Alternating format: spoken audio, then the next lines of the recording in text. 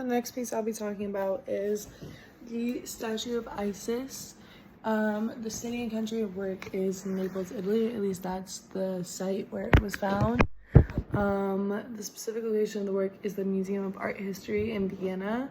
The artist responsible for the work is unknown. The medium of work is black and white marble. The period of work would be,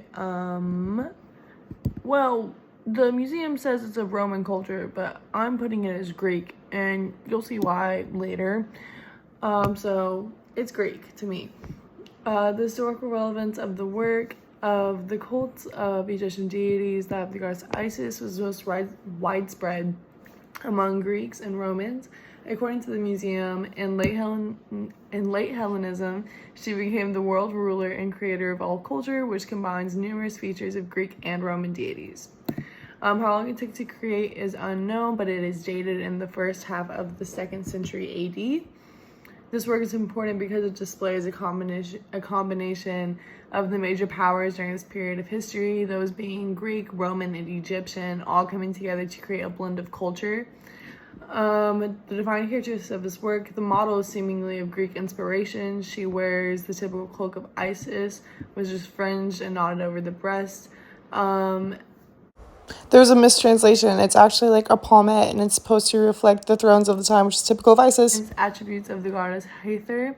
In her hands, Isis holds additional attributes that are typical to her cult: the sistrum, a rattle instrument to which the handle survives. So it looks like she's like holding a stick, what's supposed to be an instrument, and a jug for the holy water of the Nile.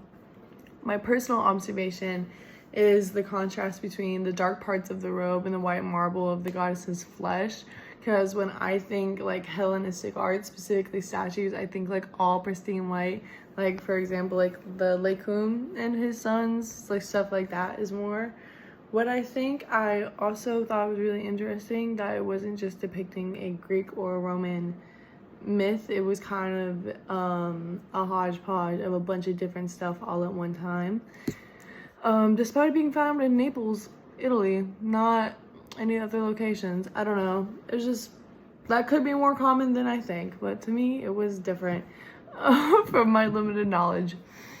How does it compare to other works in the period? Hellenistic sculpture was very popular during this period, specifically sculpture to like express creativity and art during this time, so that's very on point, especially with the marble. Many of the physical traits of the model also reflect Greek style during the time, from her hairstyle to her robe, not the cloak, but like the robes underneath her cloak, and her actual hairstyle and physical features are very of the Greek style.